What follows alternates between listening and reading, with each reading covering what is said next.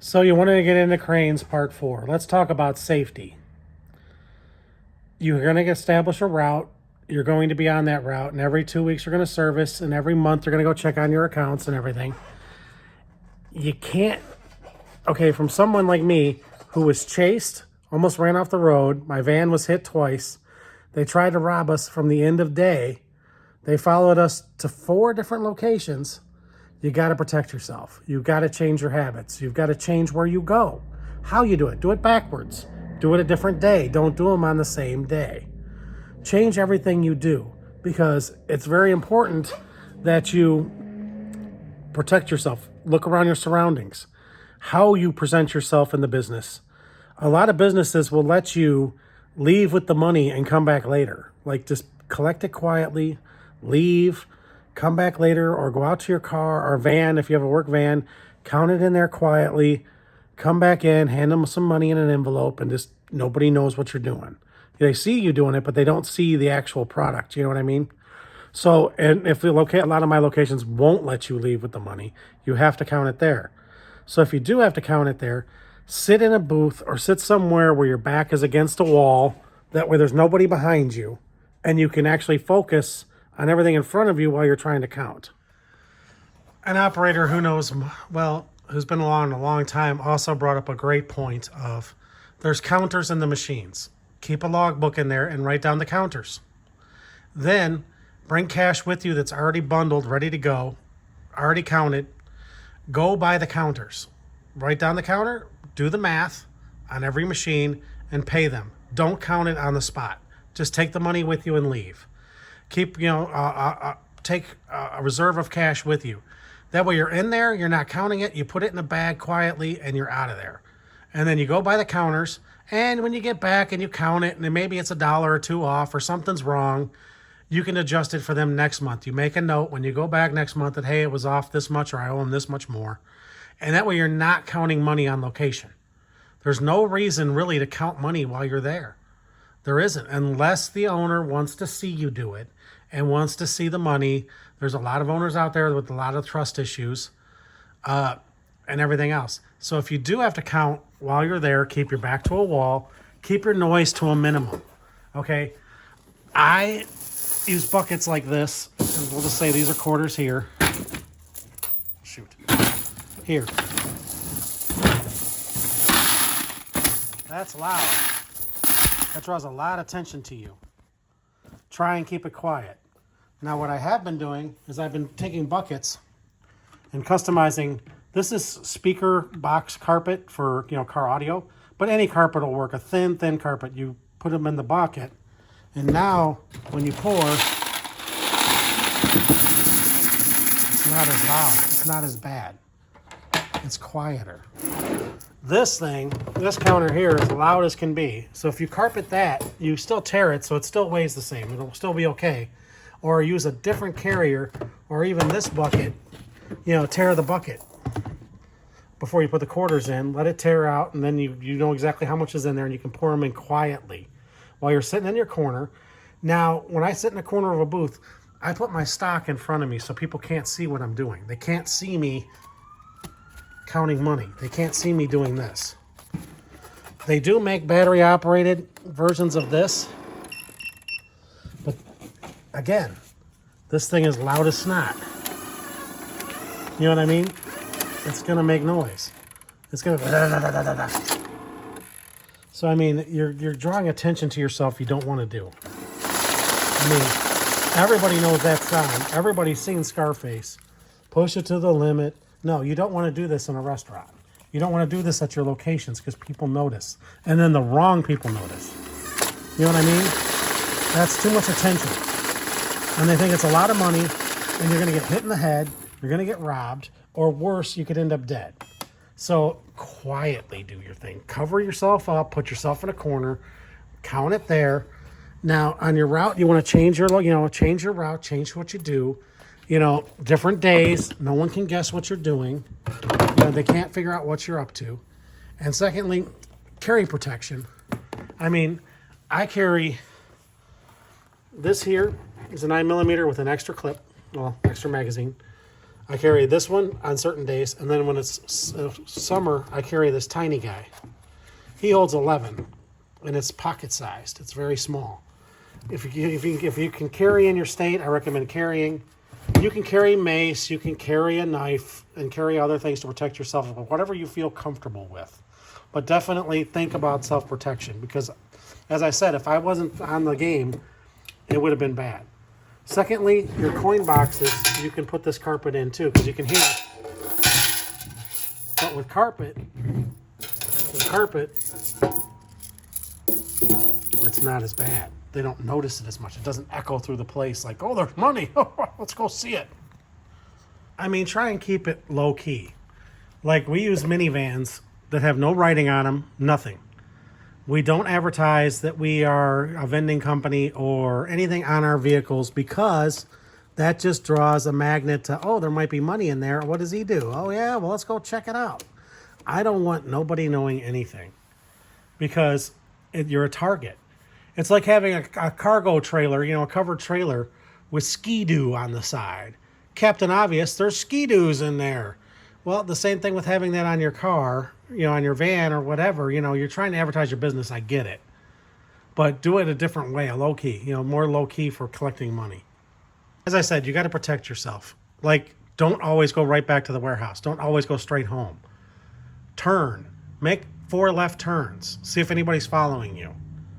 See if anybody's behind you. Get a dash cam that reads back and front so you can see back and front. So you can see that guy in that car turn with you.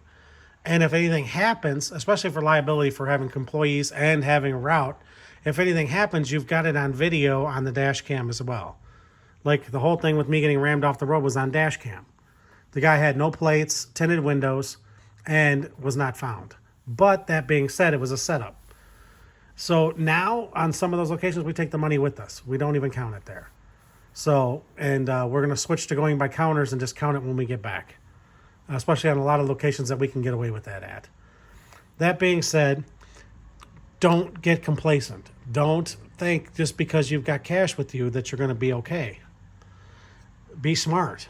Change everything. I had to go through a lot. I almost lost an employee when we were rammed off the road. She was like, I'm out. I'm like, wait, we can fix this.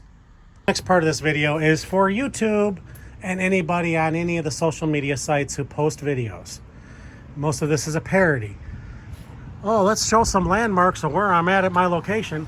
Oh, look, Bob's Restaurant. Talk to Bob. Let's go in and service my Mini. Here I am at my Mini. Not much is missing and the locker's still there. Let's open it up and see how much cash we made this week. See how full the bill acceptor is. Huh. Oh, wow, it's full all the way to there. Oh, man, I can't even hold it all. Wow, I go through so much product, I have to keep the product here and have the owner fill it every day. The coin boxes, I already did the coins in this video. Let me go over here and grab them. There you go. There's only $1,000 in quarters. Let me put the money in my bank bag from the bank I bank at. So that way, there's only 4 in the state, so it wouldn't be hard to narrow it down where I go to deposit my money. Here's my NIAX report. Yesterday it did 6,000. This week it did 43,000. And last week was kind of slow, but this month has done $45,000 for my Mini. Isn't that amazing? Obviously that part was made up. But anyway, my point is, you're showing your location. Most of you, everybody knows where you live, what town, for several reasons. It's a bad idea for several reasons. The first one is thieves see it. Okay, they know how much money's there. They know what's in there. That store owner's going to get a busted window, and that machine's going to end up broken into or missing. Or B, you're going to come service it, and they're going to knock you in the head and take your money. Not very good options. Another part of, any part of the theft option is bad of it. The second part of doing videos like that is you're giving people false hope. People who are desperate out there, who watch your videos, who, I want to get into claw machines. It makes this much money. They say it makes this much money, and they're desperate. They've got car payments. They need to make, they have money to make. They're desperate people. They don't have enough capital to really get into the business, okay?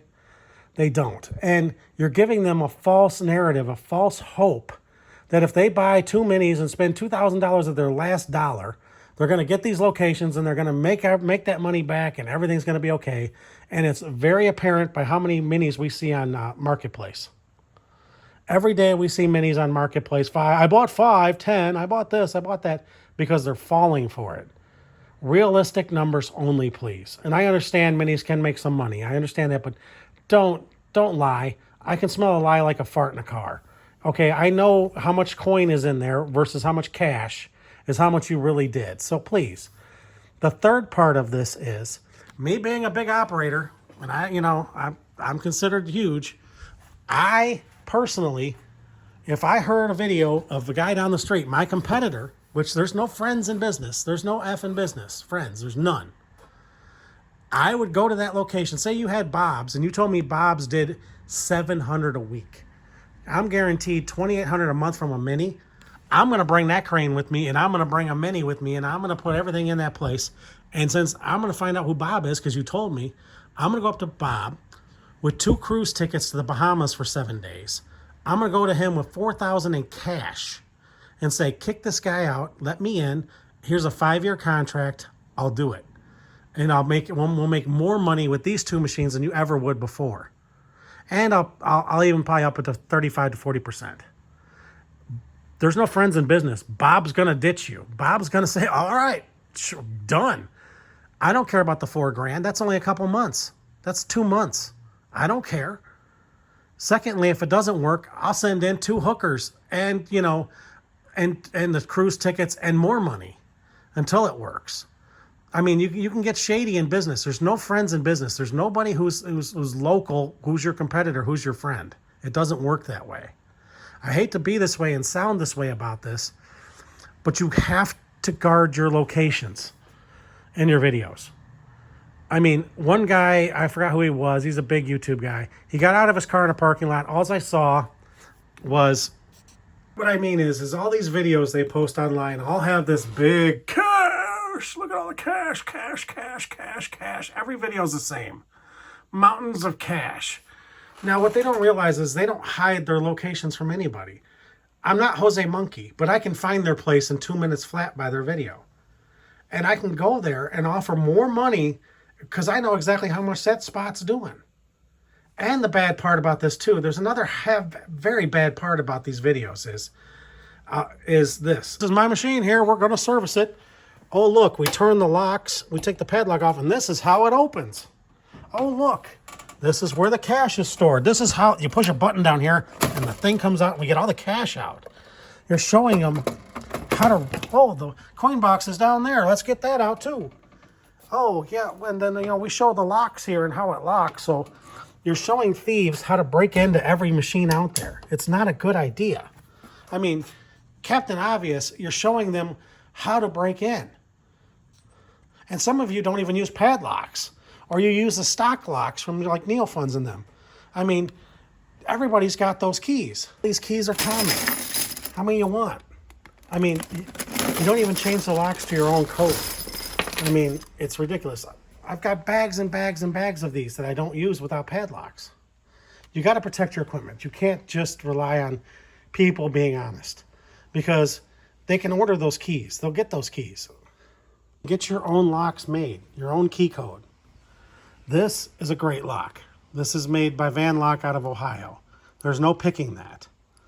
These Ace 2s for lesser, for like the glass and that, they're very hard to pick with the tools.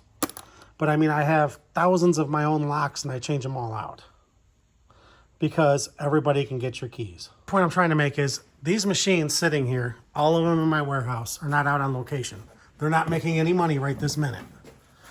They are worthless as a Beanie Baby or a Happy Meal toy because they're not making money.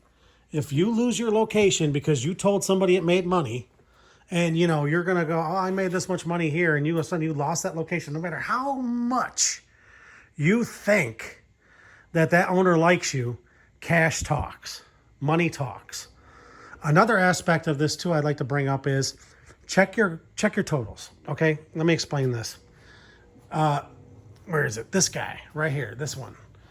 Okay, I was watching a place and it started to go down and down and down in money. My money kept going down. It kept not making as much money as it should.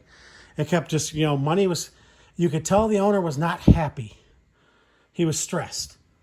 Ask him how they're doing. They don't tell you the truth. He locked the doors and left. He locked the doors, left, didn't buy. They won't call you if you're amazingly lucky if they'll ever call you to come get your stuff out before they close. But usually they lock the door and leave. And then your equipment's stuck in the place and you can't get it out. And you got to fight to get it out. I had this one locked up for 11 months before I got it back. This guy right here was locked up for 3 months in a taco place because it got closed down. He just left. The landlord was next door who owned a liquor store, and I had to threaten him. I said to him, hey, look, I'll hire a locksmith. I'll unlock the door and give you 2 brand new keys. No. Okay, I'll hire a locksmith to come over, unlock the door, let me in, get my crane out, and lock the door, and no keys will be changed. No. I had to get the sheriff involved. The sheriff goes there, and all of a sudden, now he's got a key. So be wary of locations that are not making money right now. You can kind of tell it's hurting. Put an Apple AirTag in your machine. They're cheap. Or any tile or any kind of tracking that you want to use, but put it in your machine and keep an eye on it, because places are closing left and right, and you want to protect your equipment. Also, it also pays too to take a picture of every serial number. Look at that, 2019. That's the original. That's the OG original right there. That's the first one. Anyway, keep an eye on your serial numbers. Keep a logbook. That way, if it does happen, and it does have GPS tracking, then you can get it back. But as I said before, though, you have to fight for that kind of stuff, and it's not worth the battle. I think that's all the videos I'm going to make for this presentation for this year. Reach out to me at the show if you've got questions, answers, want to know more. Talk to me. I'm there all week. All right.